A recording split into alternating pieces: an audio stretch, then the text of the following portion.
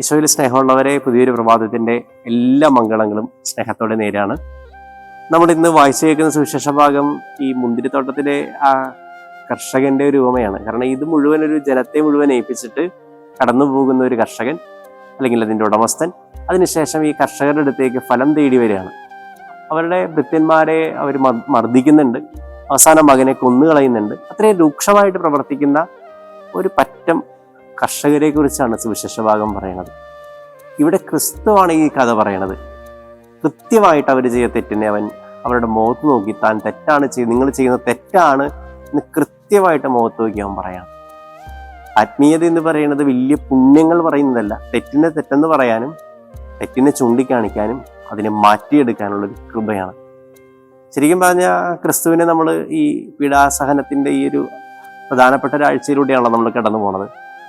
നമ്മളിങ്ങനെ വലിയ ആത്മീയമായിട്ടൊക്കെ പറയും. കുരിശിൻ്റെ വഴിയിൽ നമ്മൾ ഈ ആബേലച്ചൻ്റെ അവസാനത്തെ പ്രാർത്ഥന, സമാപന പ്രാർത്ഥനയൊക്കെ വായിക്കുമ്പോൾ ശരിക്കും പറഞ്ഞു വരുമ്പോൾ എന്താണ്, ഈ പിതാവ് ഏതാണ്ട് ഒരു കുരുതിക്കടത്തിലേക്ക് ഈ പുത്രനെ കൊണ്ടുപോയി എന്നൊക്കെ നമുക്ക് ചിലപ്പോൾ തോന്നും.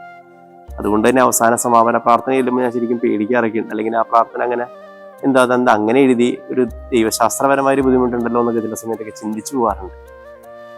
പക്ഷേ അവിടെയാണ് ക്രിസ്തുവിനെ ഒരിക്കലും ഒരു പിതാവ് കൊലക്കളത്തിലേക്ക് കൊണ്ടുപോയി പിതാവ് അവന്റെ രക്തത്തെ അവൻ കുളിച്ചു കിടക്കുന്ന അല്ലെങ്കിൽ സഹനം കണ്ടിട്ട് സന്തോഷിച്ച് മാറി എന്ന് ചിരിക്കുന്നവനല്ല.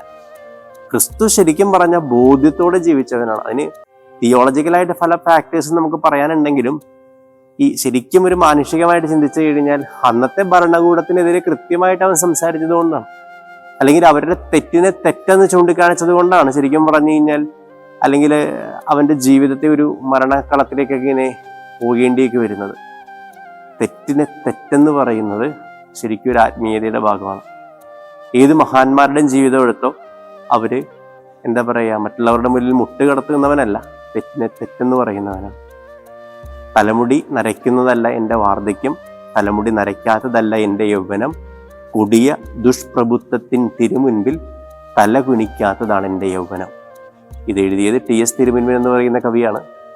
ഇതുപോലെ കൊടിയ ദുഷ്പ്രഭുത്വത്തിൻ്റെ തിരുമുൻപിൽ തലകുനിക്കാതെ നട്ടെല്ല് നിവർത്തി തെറ്റിനെ തെറ്റെന്ന് പറയുന്ന ഒരു ആത്മീയതയിലേക്ക് വളരാൻ കഴിയുന്നിടത്ത് എന്നിൽ എവിടെയോ ഒരു ക്രിസ്തു രൂപപ്പെടുന്നുണ്ട്.